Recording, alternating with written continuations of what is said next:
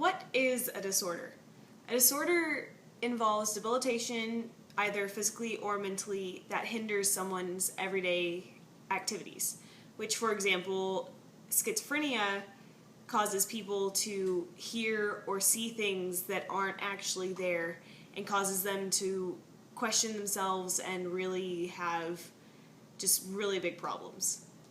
There are three major categories that psychological disorders can fall under. There is atypical, which is not just a quirky habit that someone has. It's extremely odd and really rare. Maladaptive is something that makes everyday life difficult and it's really hard to function. Unjustifiable is like schizophrenia, where it's really hard to explain to others, but the person knows that it's there, even if they can't explain it. Now we will delve into the types of psychological disorders. There are anxiety disorders, which are actually fairly common in the US, and they're typically situational among people.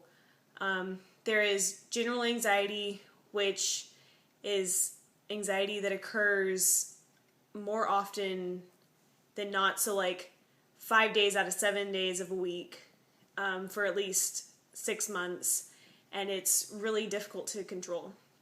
There's phobic disorder, where you have an irrational fear of something, and it really hinders a person's life, and it's just, like, it's not a phobia that someone would typically have, like a phobia of spiders or snakes, which are fairly common.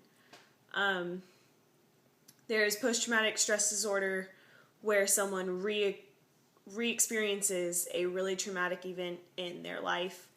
And there's panic disorder, which there's uncontrollable panic attacks, which can cause heavy breathing or the lack of the ability to breathe, and pounding heart, and a lot of things along those lines.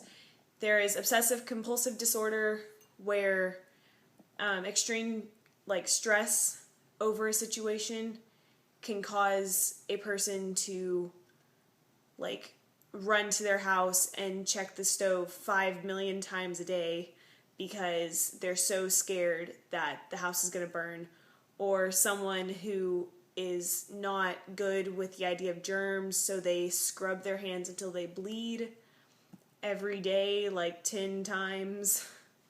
Then you have the dissociative disorders, which include psychogenic fugue, which is basically where someone can just completely forget and block out their old life, move somewhere else, and create a new life for themselves under a different name, different persona, everything.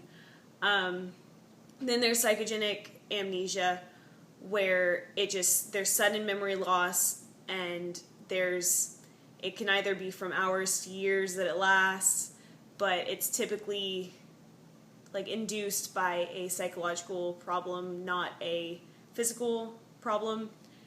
Then there's dissociative identity disorder, which is basically you have two or more alternate personalities, and they don't know each other, so you can't differentiate between the two. You don't understand what's going on, but people around you can be like, whoa, that's not that person. Then you have somatoform disorders, which is when a individual experiences physical problems with no real physical cause, and so it has to all be psychologically caused. Which conversion disorder is when someone's suffering from stress of some sort, and they convert that into a physical problem. Which, for example, if you're really stressed out about an audition or something, and you get finger cramps if it's a band or orchestra audition, or you get strep if it's a vocal audition, that just completely hinders you from doing what you were planning on doing. And it's all caused from stress, and there's no physical things that led up to that. Then you have the hypochondriacs, which basically that's like Googling symptoms that you're having and then thinking that you're going to die the next day. And basically, like, you don't have anything that led up to that physically, but because you were so stressed out about it, you ended up bringing that cold onto yourself, or you ended up feeling like your muscles were weak because that's just what you put into your own head. A mood disorder is a general emotional state or mood that is distorted or inconsistent with your circumstances. Some examples include major clinical depression, which is a state where a person feels lost in a constant state of helplessness, hopelessness, despair. Clinical depression takes a toll on a person's work, study, social, sleep, and eating habits, causing them to become more isolated.